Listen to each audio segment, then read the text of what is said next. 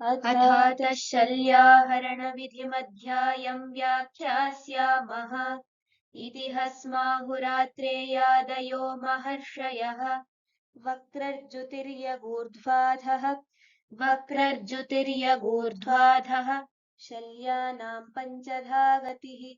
शल्यानां पञ्चधा गतिः। ध्यामं शोभरुजावन्तं स्रवन्तं शोणितं मुहुः स्रवन्तं शोणितं मुहुः। वक्रर्जुतिर्यगूर्ध्वाधः शल्यानां पञ्चधा गतिः वक्रर्जुतिर्यगूर्ध्वाधः शल्यानां पञ्चधा गतिः। ध्यामं शोभरुजावन्तं स्रवन्तं शोणितं मुहुः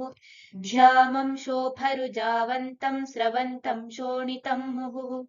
वक्रर्जुतिर्यगूर्ध्वाधः शल्यानां पञ्चधा गतिः ध्यामं शोभरुजावन्तं स्रवन्तं शोणितं मुहुः। वक्रर्जुतिर्यगूर्ध्वाधः शल्यानां पञ्चधा गतिः ध्यामं शोभरुजावन्तं स्रवन्तं शोणितं मुहुः। अभ्युद्गतं बुद्बुदवत् पिटिकोपचितं व्रणम् मृदुमांसं च जानीयात् अन्तःशल्यं समासतः अभ्युद्गतं बुद्बुदवत् पिटिकोपचितं व्रणम् मृदुमांसं च जानीयादन्तःशल्यं समासतः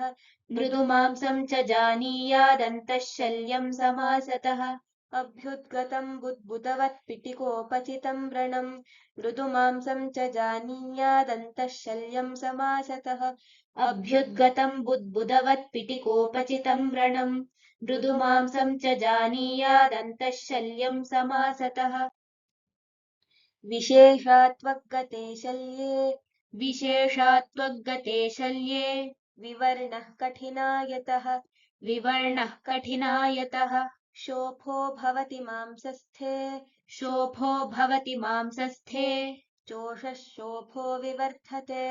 चोषः शोभो विवर्धते विशेषात्वगते शल्ये विवर्णः कठिनायतः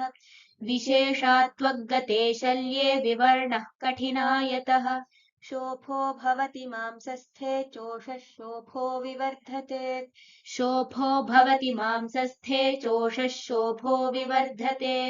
विशेषात्वगते शल्ये विवर्णः कठिनायतः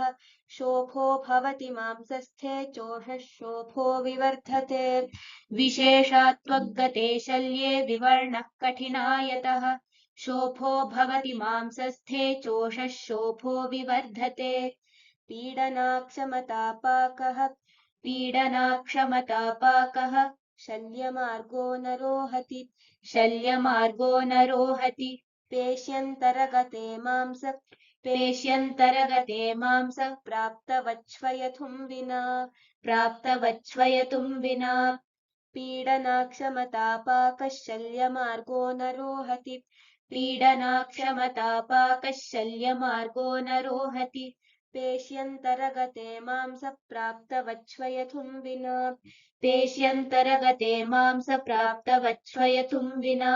पीडनाक्षमतापाकः शल्यमार्गो न रोहति पेश्यन्तरगते मांस प्राप्तवच्छ्वयतुं विना पीडनाक्षमतापाकः शल्यमार्गो न रोहति पेश्यन्तरगते मांस प्राप्तवच्छ्वयतुं विना। आक्षेपस्नायुजालस्य संरम्भस्तम्भवेदनाः स्नायुगे दुर्हरं चैतत् शिराध्मानं शिराश्रिते आक्षेपस्नायुजालस्य संरम्भस्तम्भवेदनाः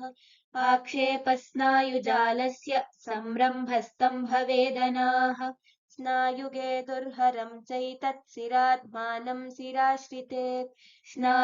दुर्हरं चैतत् शिराध्मानं शिराश्रिते आक्षेपस्नायुजालस्य संरम्भस्तम्भवेदनाः स्नायुगे दुर्हरं चैतत्सिरात्मानं शिराश्रिते आक्षेपस्नायुजालस्य संरम्भस्तम्भवेदनाः स्नायुगे दुर्हरं चैतत्सिरात्मानं शिराश्रिते स्वकर्मगुणहानिः स्यात्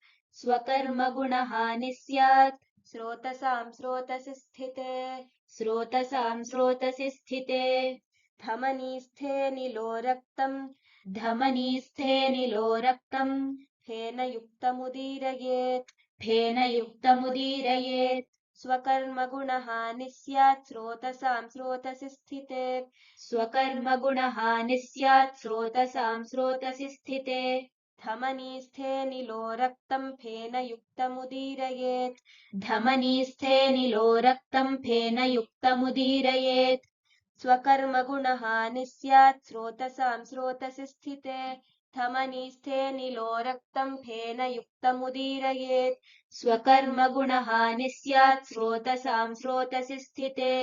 धमनीस्थे निलो रक्तम् फेन युक्तमुदीरयेत् निर्यातिशब्दवान् स्याच्च हृल्लासः साङ्गवेदनः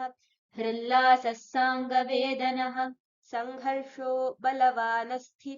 सन्धिप्राप्ते स्थिपूर्णता निर्यातिशब्दवान् स्याच्च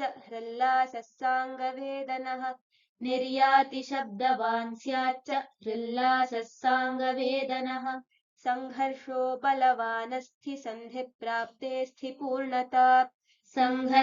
बलवानस्ति सन्धिप्राप्ते स्थिपूर्णता निर्यातिशब्दवान् स्याच्च हृल्लासः साङ्गवेदनः सङ्घर्षो बलवानस्ति सन्धिप्राप्ते स्थिपूर्णता निर्यातिशब्दवान् स्याच्च हृल्लासः साङ्गवेदनः सङ्घर्षो बलवानस्ति सन्धिप्राप्ते स्थिपूर्णता नैकरूपारुजोऽस्थिस्थे शोभस्तद्वच्च सन्धिगे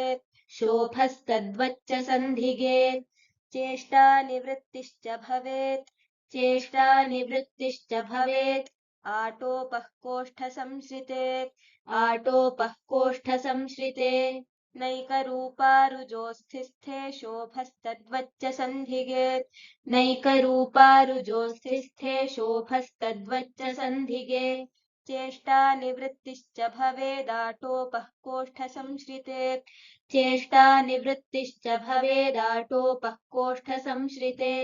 नैकरूपारुजोऽस्थिस्थे शोभस्तद्वच्च सन्धिगे चेष्टानिवृत्तिश्च भवेदाटोपः कोष्ठसंश्रिते नैकरूपारुजोऽस्थिस्थे शोभस्तद्वच्च सन्धिगे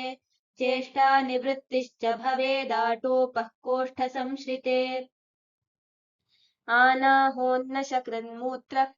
आनाहोन्नशकृन्मूत्र दर्शनं च व्रणानने विद्यान्मर्मगतं शल्यम्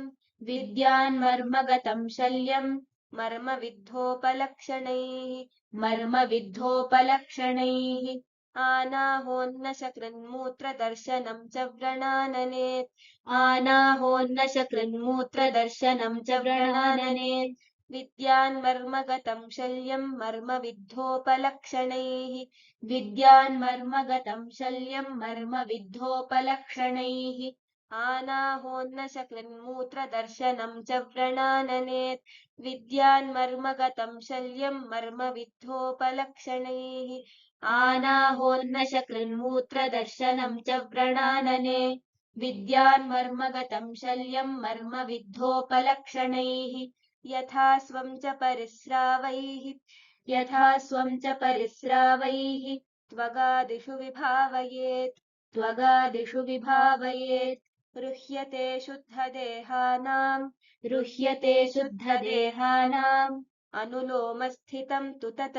अनुलोमस्थितं तु तत्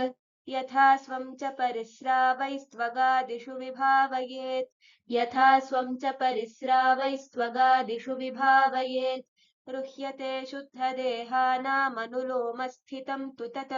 रुह्यते शुद्धदेहानामनुलोमस्थितं तु तत् यथा स्वं च परिस्रावैस्त्वगादिषु विभावयेत् रुह्यते शुद्धदेहानामनुलोमस्थितं तु तत् यथा स्वं च परिस्रावैस्त्वगादिषु विभावयेत् रुह्यते शुद्धदेहानामनुलोमस्थितं तु तत् दोषकोपाभिघातादि दोषकोपाभिघातादि शोभाद्भूयोऽपि बाधते शोभाद्भूयोऽपि बाधते त्वं नष्टे यत्र तत्र स्युः त्वं नष्टे यत्र तत्र स्युः अभ्यङ्गस्वेदमर्दनैः अभ्यङ्गस्वेदमर्दनैः दोषकोपाभिघातादिक्षोभाद्भूयोऽपि बाधते दोषकोपाभिघातादिक्षोभाद्भूयोऽपि बाधते त्वं नष्टे यत्र तत्र स्युरभ्यङ्गस्वेदमर्दनैः त्वं नष्टे यत्र तत्र स्युरभ्यङ्गस्वेदमर्दनैः दोषकोपाभिघातादिक्षोभाद्भूयोऽपि बाधते त्वं नष्टे यत्र तत्र स्युरभ्यङ्गस्वेदमर्दनैः दोषकोपाभिघातादिक्षोभाद्भूयोऽपि बाधते त्वं नष्टे यत्र तत्र स्युरभ्यङ्गस्वेदमर्दनैः रागरुग्धाः संरम्भा रागरुग्धाः संरम्भा यत्र चाद्यं विलीयते यत्र चाद्यं विलीयते आशुशुष्यति लेपो वा आशुशुष्यति लेपो वा तत्स्थानं शल्यवद्वदेत् तत्स्थानं शल्यवद्वदेत् रागरुग्धाः संरम्भा यत्र चाद्यं विलीयते रागरुग्धाः संरम्भा यत्र चाद्यं विलीयते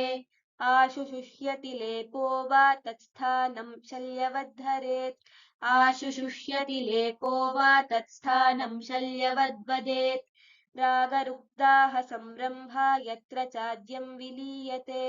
आशुशुष्यति लेपो वा तत्स्थानं शल्यवद्वदेत् रागरुग्धाः संरम्भा यत्र चाद्यं विलीयते आशुशुष्यति लेपो वा तत्स्थानं शल्यवद्वदेत् मांसप्रणष्टं संशुद्ध्य मांसप्रणष्टं संशुद्ध्य कर्शनाच्छ्लततागतम् शोभाद्रागाधिभिः शल्यं शोभाद्रागादिभिः शल्यं लक्षयेत्तद्वदेव च लक्षयेत्तद्वदेव च मांसप्रणष्टं संशुद्ध्य कर्शनाच्छ्लततागतम् मांसप्रणष्टं संशुद्ध्य कर्शनाच्छ्लततागतम् शोभाद्रागादिभिः शल्यं लक्षयेत्तद्वदेव च क्षोभाद्रागादिभिः शल्यं लक्षयेत्तद्वदेव च मांसप्रणष्टं संशुद्ध्य कर्शनाच्छ्लततागतम् शोभाद्रागादिभिः शल्यं लक्षयेत्तद्वदेव च मांसप्रणष्टं संशुद्ध्य कर्शनाच्छ्लततागतम् क्षोभाद्रागादिभिः शल्यं लक्षयेत्तद्वदेव च पेश्यस्थिसन्धिकोष्ठेषु पेश्यस्थिसन्धिकोष्ठेषु नष्टमस्थिषु लक्षयेत् नष्टमस्थिषु लक्षयेत् अस्नामभ्यञ्जनस्वेद बन्धपीडनमर्दनैः पेश्यस्थिसन्धिकोष्ठेषु नष्टमस्थिषु लक्षयेत् पेश्यस्थिसन्धिकोष्ठेषु नष्टमस्थिषु लक्षयेत् अस्नामभ्यञ्जनस्वेदबन्धपीडनमर्दनैः पेश्यस्थिसन्धिकोष्ठेषु नष्टमस्थिषु लक्षयेत् अस्नामभ्यञ्जनस्वेदबन्धपीडनमर्दनैः पेश्यस्थिसन्धिकोष्ठेषु नष्टमस्थिषु लक्षयेत् अस्नामभ्यञ्जनस्वेदबन्धपीडनमर्दनैः प्रसारणाकुञ्चनतः सन्धिनष्टं तथा स्थिवत् नष्टे स्नायुशिरास्रोतो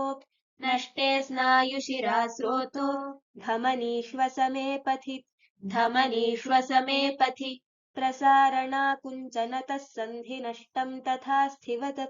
प्रसारणाकुञ्चनतः सन्धिनष्टं तथा स्थिवत् नष्टे स्नायुशिरास्रोतो धमनीष्वसमे पथि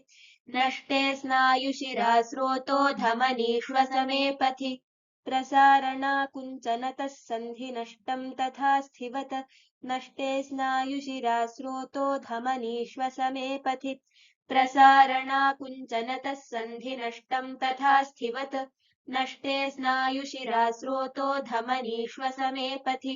अश्वयुक्तं रथं खण्ड अश्वयुक्तं रथं खण्ड चक्रमारोप्य रोगिणम् शीघ्रं नयेत्ततस्तस्य संरम्भाच्छल्यमादिशेत् अश्वयुक्तं रथं खण्ड चक्रमारोप्य रोगिणम् अश्वयुक्तं रथं खण्ड चक्रमारोप्य रोगिणम् शीघ्रं नयेत्ततस्तस्य संरम्भाच्छल्यमादिशेत् शीघ्रं नयेत्ततस्तस्य संरम्भाच्छल्यमादिशेत् अश्वयुक्तं रथं खण्ड चक्रमारोप्य रोगिणम् शीघ्रं नयेत्ततस्तस्य संरम्भाच्छल्यमादिशेत् अश्वयुक्तं रथं खण्ड चक्रमारोप्य रोगिणम् शीघ्रं नयेत्ततस्तस्य संरम्भाच्छल्यमादिशेत् मर्मनष्टं पृथङ्नोक्तम् तेषां मांसादिसंश्रयात् सामान्येन सशल्यं तु क्षोभिण्या क्रियया सरुक् मर्मनष्टं पृथङ्नोक्तं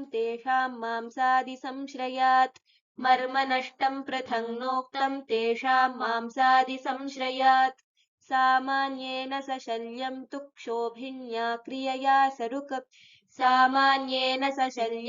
क्षोभिण्या क्रियया सरुक्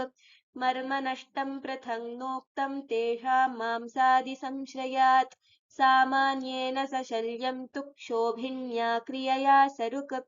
मर्मनष्टं पृथङ्नोक्तं तेषां मांसादिसंश्रयात् सामान्येन सशल्यं तु क्षोभिण्या क्रियया सरुक् वृत्तं पृथुचतुष्कोणं त्रिपुटं च समासतः अदृश्यशल्यसंस्थानं व्रणाकृत्या विभावयेत् वृत्तं पृथुचतुष्कोणं त्रिपुटं च समासतः अदृश्यशल्यसंस्थानं व्रणाकृत्या विभावयेत्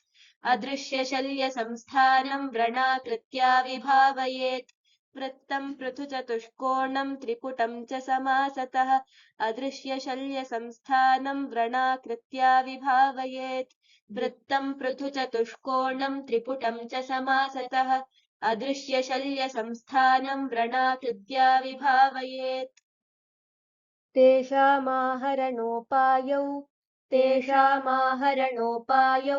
प्रतिलोमानुलोमकौ अर्वाचीनपराचीने निर्हरेत्तद्विपर्ययात् तेषामाहरणोपायौ प्रतिलोमानुलोमकौ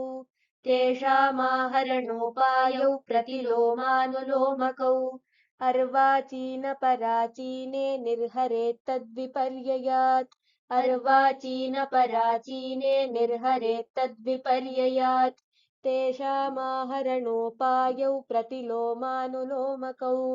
अर्वाचीनपराचीने निर्हरेत्तद्विपर्ययात् तेषामाहरणोपायौ प्रतिलोमानुलोमकौ अर्वाचीनपराचीने निर्हरेत्तद्विपर्ययात् सुखाहार्यं यतश्चित्वा ततस्तिर्यग्गतं हरेत् शल्यं न निर्घात्यमुरः कक्षावंशणपार्श्वगम्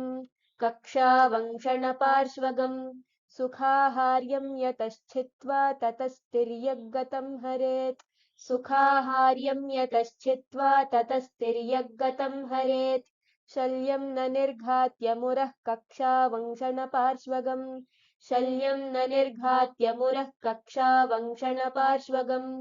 सुखाहार्यं यतश्चित्वा ततस्तिर्यग्गतं हरेत् शल्यं न निर्घात्य मुरः कक्षावंशनपार्श्वगम् सुखाहार्यं यतश्चित्वा ततस्तिर्यग्गतं हरेत् शल्यं न निर्घात्य मुरः कक्षावंशनपार्श्वगम् प्रतिलोममनुत्तुण्डं प्रतिलोममनुत्तुण्डं छेद्यं पृथुमुखं च यत् छेद्यं पृथुमुखं च यत् नैवाहरेद्विशल्यघ्नं नैवाहरेद्विशल्यघ्नं नष्टं वा निरुपद्रवम् नष्टं वा निरुपद्रवम् प्रतिलोममनुत्तुण्डं छेद्यं पृथुमुखं च यत् प्रतिलोममनुत्तुण्डं छेद्यं पृथुमुखं च यत्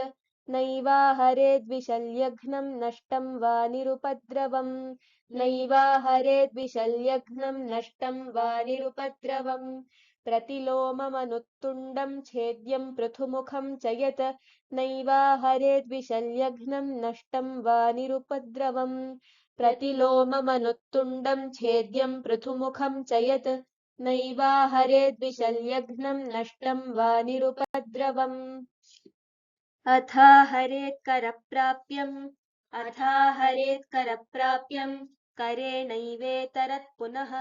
करेणैवेतरत् पुनः दृश्यं सिंहाहिमकर वर्मिकर्कटकाननैः अथाहरेत्करप्राप्यं करेणैवेतरत् पुनः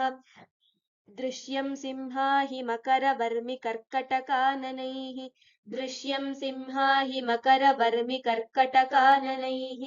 अथाहरेत्करप्राप्यं करेणैवेतरत् पुनः दृश्यं सिंहाहिमकरवर्मिकर्कटकाननैः अथाहरेत्करप्राप्यं करेणैवेतरत् पुनः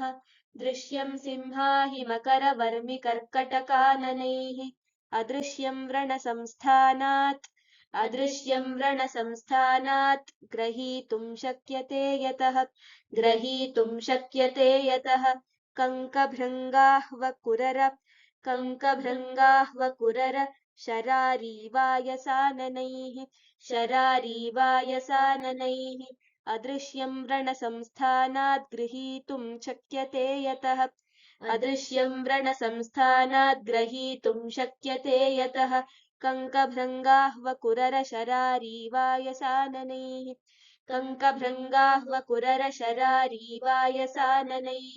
अदृश्यं व्रणसंस्थानात् गृहीतुं शक्यते यतः कङ्कभृङ्गाह्वकुररशरारीवायसाननैः अदृश्यं व्रणसंस्थानात् ग्रहीतुं शक्यते यतः कङ्कभृङ्गाह्वकुररशरारीवायसाननैः सन्दंशाभ्यां त्वगादिस्थं तालाभ्यां सुशिरं हरेत् सुशिरस्थं तु नलकैः शेषं शेषैर्यथायथम् सन्दंशाभ्यां त्वगादिस्थं तालाभ्यां सुशिरं हरेत् सन्दंशाभ्यां त्वगादिस्थं तालाभ्यां सुशिरं हरेत् सुशिरस्थं तु नलकैः शेषं शेषैर्यथायथम् सन्दंशाभ्यां त्वगादिस्थं तालाभ्यां सुशिरं हरेत् सुशिरस्थं तु नलकैः शेषं शेषैर्यथायथम् सन्दंशाभ्यां त्वगादिस्थं तालाभ्यां सुशिरं हरेत् सुशिरस्थं तु नलकैः शेषं शेषैर्यथायथम् शस्त्रेण वा विशस्यादौ ततो निर्लोहितं व्रणम् कृत्वा घृतेन संस्वेद्य बद्धाचारिकमादिशेत् बद्धाचारिकमादिशेत् शस्त्रेण वा विशस्यादौ ततो निर्लोहितं व्रणम् शस्त्रेण वा विशस्यादौ ततो निर्लोहितं व्रणम् कृत्वा घृतेन संस्वेद्य बद्धाचारिकमादिशेत् कृत्वा घृतेन संस्वेद्य बद्धाचारिकमादिशेत् शस्त्रेण वा विशस्यादौ ततो निर्लोहितं व्रणम्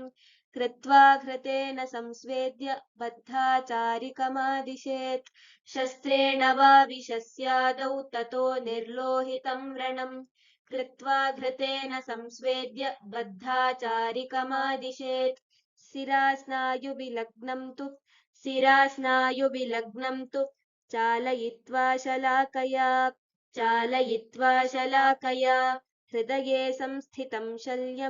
हृदये संस्थितं शल्यम् त्रासितस्य हिमाम्बुना शिरास्नायुविलग्नं तु चालयित्वा शलाकया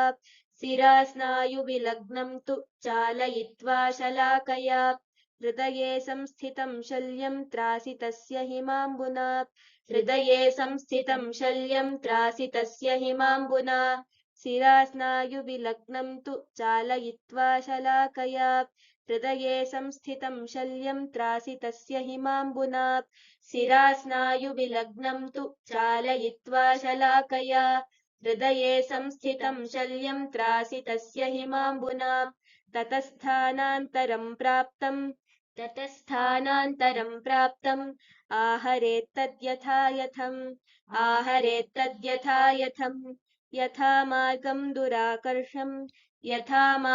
दुराकर्षम् अन्यतोऽप्येवमाहरेत् ततस्थानान्तरं प्राप्तमाहरेत्तद्यथायथम्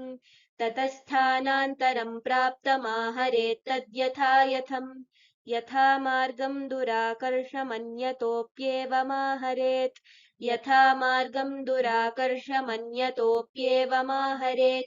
ततस्थानान्तरं प्राप्तमाहरेत्तद्यथायथम्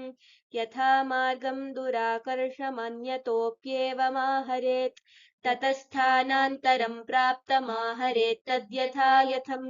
यथा मार्गं दुराकर्षमन्यतोऽप्येवमाहरेत् अस्थिदष्टेन रम्पद्भ्याम् पीडयित्वा विनिर्हरेत् इत्यशक्ये सुबलिभिः सुगृहीतस्य किङ्करैः अस्थिदष्टेन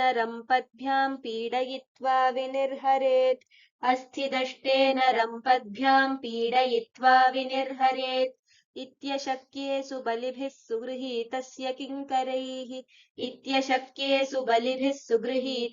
किङ्करैः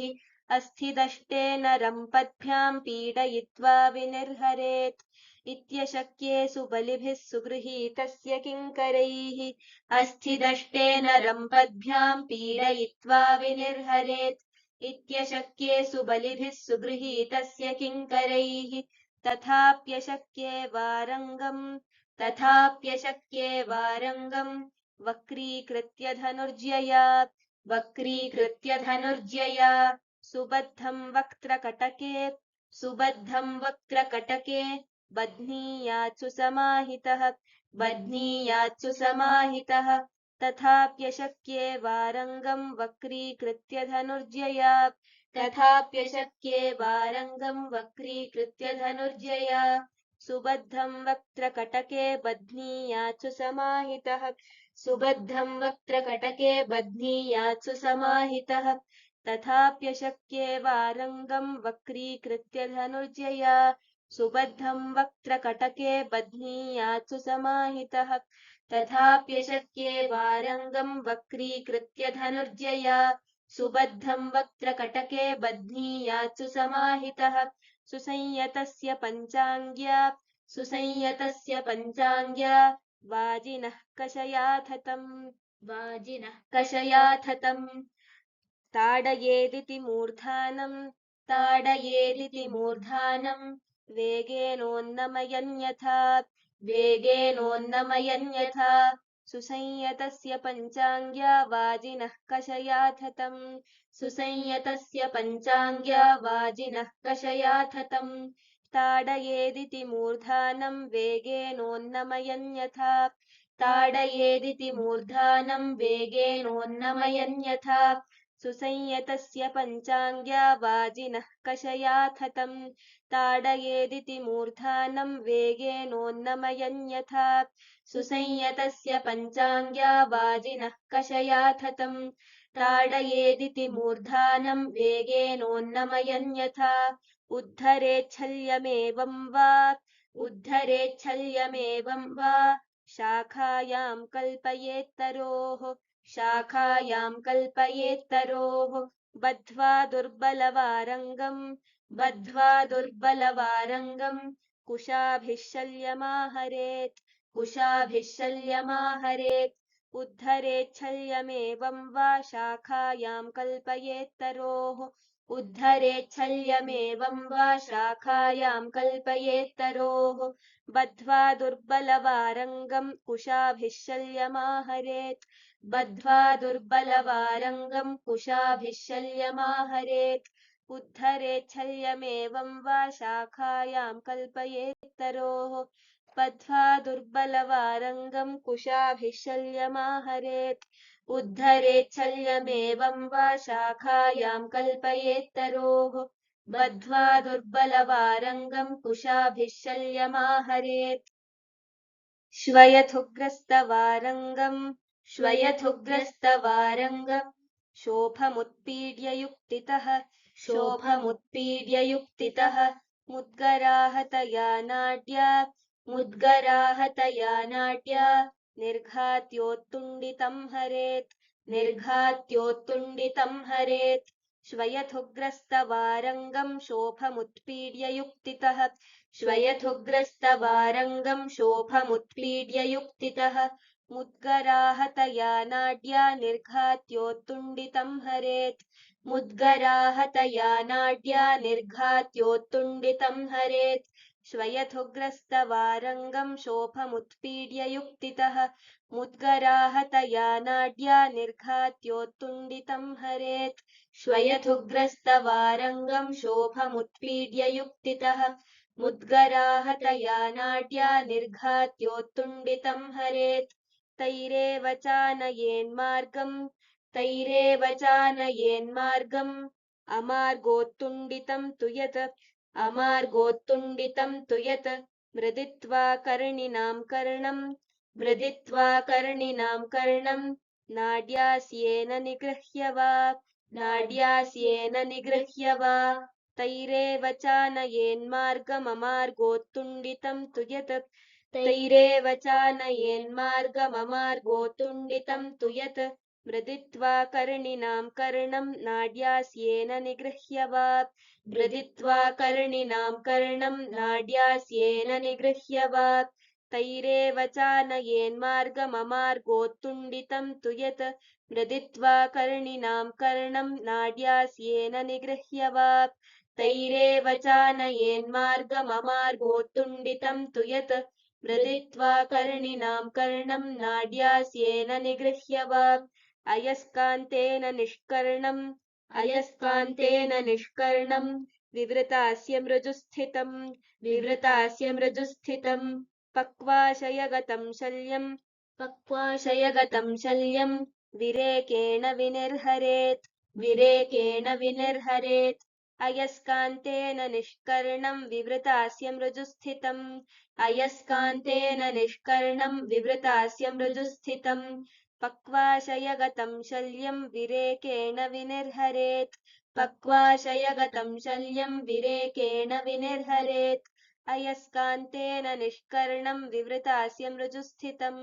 पक्वाशयगतं शल्यम् विरेकेण विनिर्हरेत् अयस्कान्तेन निष्कर्णम् विवृतास्य मृजुस्थितम् पक्वाशयगतं शल्यम् विरेकेण विनिर्हरेत् दुष्टवातविषस्तन्य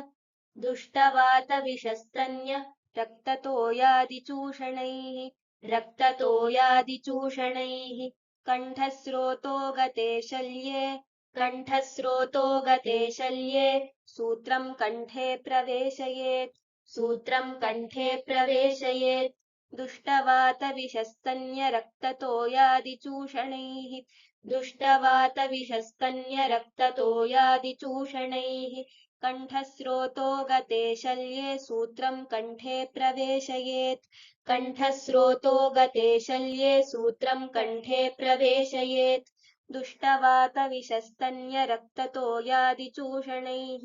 कण्ठस्रोतो गते शल्ये सूत्रं कण्ठे प्रवेशयेत् दुष्टवातविषस्तन्यरक्ततोयादिचूषणैः कण्ठस्रोतो गते शल्ये सूत्रं कण्ठे प्रवेशयेत् बिसेनात्ते ततः शल्ये बिसेनात्ते ततः शल्ये बिसं सूत्रं समं हरेत् बिसं सूत्रं समं हरेत् नाड्याग्नितापितां क्षिप्त्वा नाड्याग्नितापितां क्षिप्त्वा शलाकामप्स्थिरीकृताम् बिसेनात्ते ततः शल्ये बिसं सूत्रं समं हरेत् बिसेनात्ते ततः शल्ये बिसं सूत्रं समं हरेत् नाड्याग्नितापितां क्षिप्त्वा शलाकामप्स्थिरीकृताम् नाड्याग्नितापितां क्षिप्त्वा शलाकामप्स्थिरीकृताम् बिसेनात्ते ततः शल्ये बिसं सूत्रं समं हरेत् नाड्याग्नितापितां क्षिप्त्वा शलाकामप्स्थिरीकृताम् बिसेनात्ते ततः शल्ये बिसं सूत्रं समं हरेत् नाड्याग्नितापितां क्षिप्त्वा शलाकामप्स्थिरीकृताम् आनयेज्जातुषं कण्ठात् आनयेज्जातुषं कण्ठात् जतुदिग्धामजातुषम् जतुदिग्धामजातुषम् केशोन्दुकेन पीतेन केशोन्दुकेन पीतेन द्रवैः कण्टकमाक्षिपेत् द्रवैः कण्टकमाक्षिपेत् आनयेज्जातुषं कण्ठात् जतुदिग्धामजातुषम् आनयेज्जातुषं कण्ठात् जतुदिग्धामजातुषम् केशोन्दुकेन पीतेन द्रवैः कण्टकमाक्षिपेत् केशोन्दुकेन पीतेन द्रवैः कण्टकमाक्षिपेत् आनयेज्जातुषं कण्ठात् जतुदिग्धामजातुषम्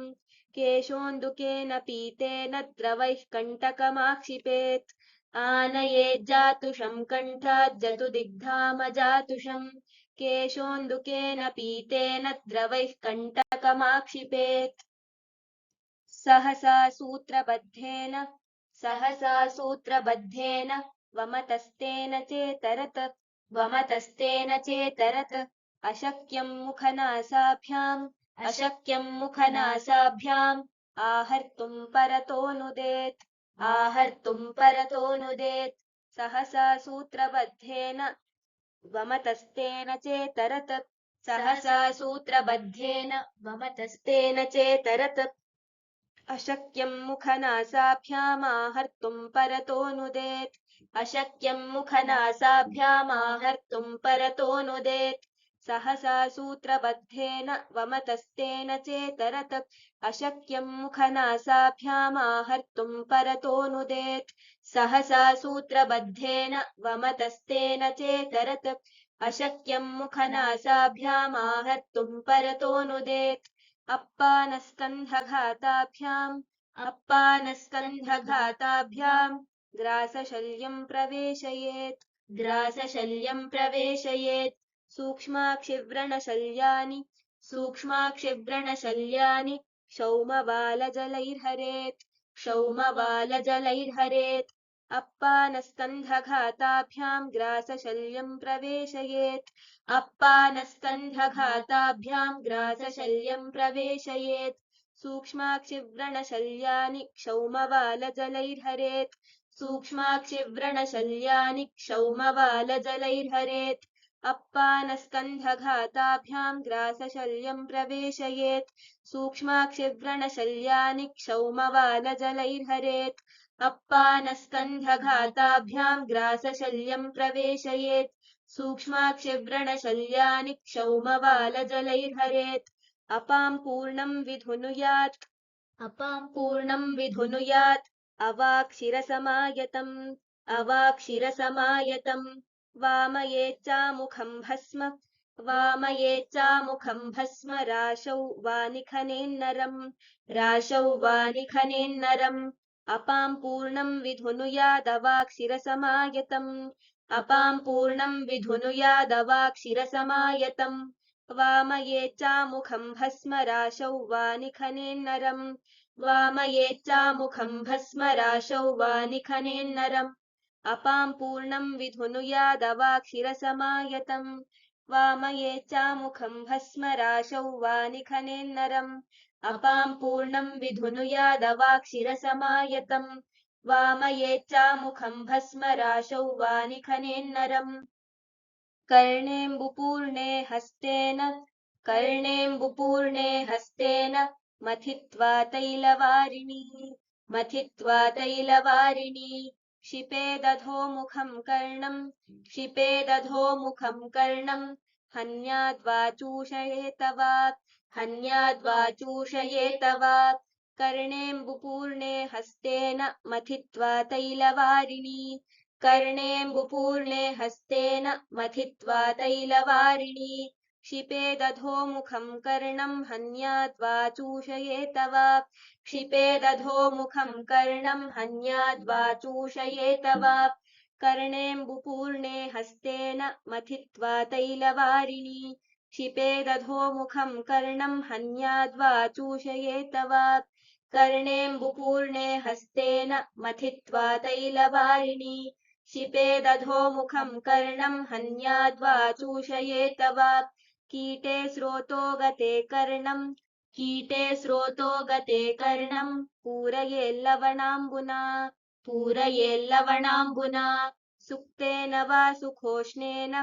सुक्तेन वा सुखोष्णेन मृते क्लेदहरो विधिः कीटे स्रोतो गते कर्णं पूरयेल्लवणाम्बुना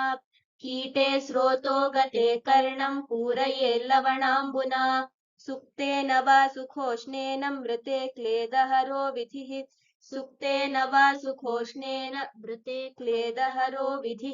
कीटे स्रोतो गते कर्णं पूरयेल्लवणाम्बुना सुक्तेन वा सुखोष्णेन मृते क्लेदहरो विधिः कीटे स्रोतो गते कर्णं पूरयेल्लवणाम्बुना सुक्तेन वा सुखोष्णेन मृते क्लेदहरो विधिः जातुषं हेमरूप्यादि धातुजं च चिरस्थितम् ऊष्मणा प्रायशश्चल्यं देहजेन विलीयते जातुषं हेमरूप्यादि धातुजं च चिरस्थितम्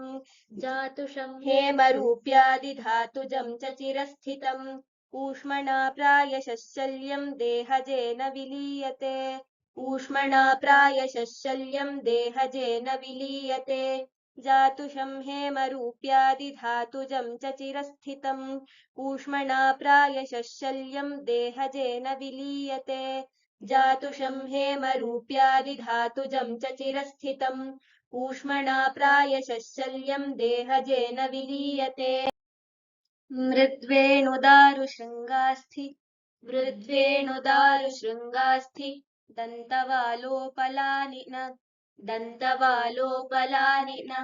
विषाणवेण्वयस्ताल दारुशल्यं चिरादपि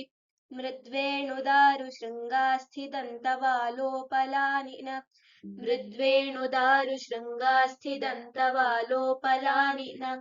विषाणवेण्वयस्ताल दारुशल्यं चिरादपि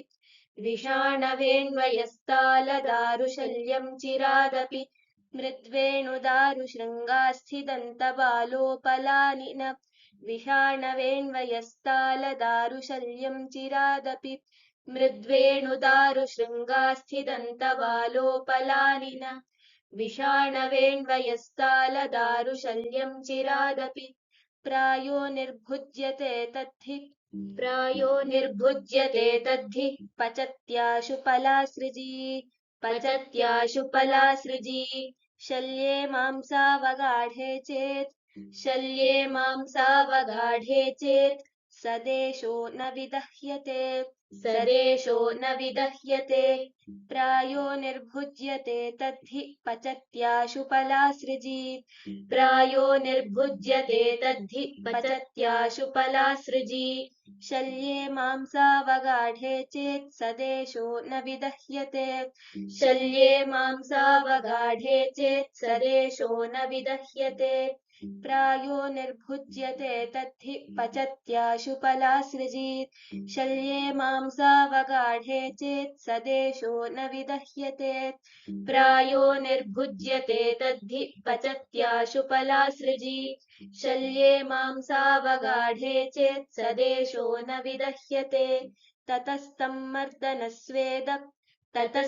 मर्दनस्वेद शुद्धिकर्षणब्रह्मणैः शुद्धिकर्षणब्रह्मणैः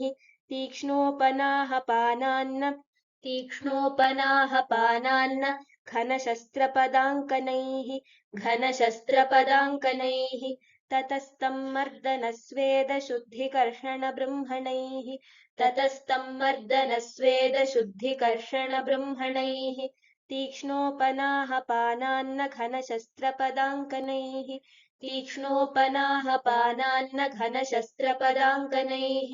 ततस्तं मर्दनस्वेद शुद्धिकर्षणब्रह्मणैः तीक्ष्णोपनाहपानान्न घनशस्त्रपदाङ्कनैः ततस्तं मर्दनस्वेद शुद्धिकर्षणब्रह्मणैः तीक्ष्णोपनाहपानान्न घनशस्त्रपदाङ्कनैः पाचयित्वा हरेच्छल्यम्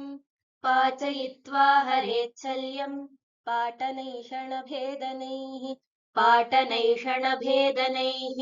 शल्यप्रदेशयन्त्राणाम् अवेक्ष्य बहुरूपताम् पाचयित्वा हरेच्छल्यम् पाटनैषणभेदनैः शल्यप्रदेशयन्त्राणामवेक्ष्य बहुरूपताम्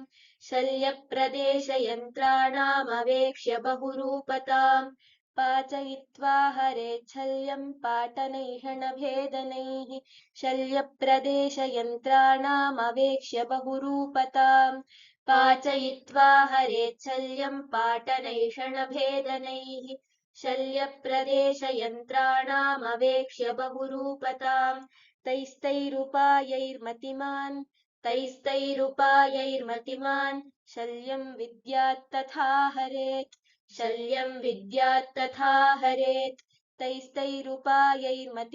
शल्यम् विद्यात्तथा हरेत् तैस्तैरुपायैर्मतिमान् शल्यम् विद्यात्तथा हरेत् इति श्रीवैद्यपतिसिंहगुप्तसूनुः श्रीमद्वाग्भटविरचितायाम् अष्टाङ्गहृदयसंहितायाम् सूत्रस्थाने शल्याहरणविधिर्नामाष्टाविंशोऽध्यायः।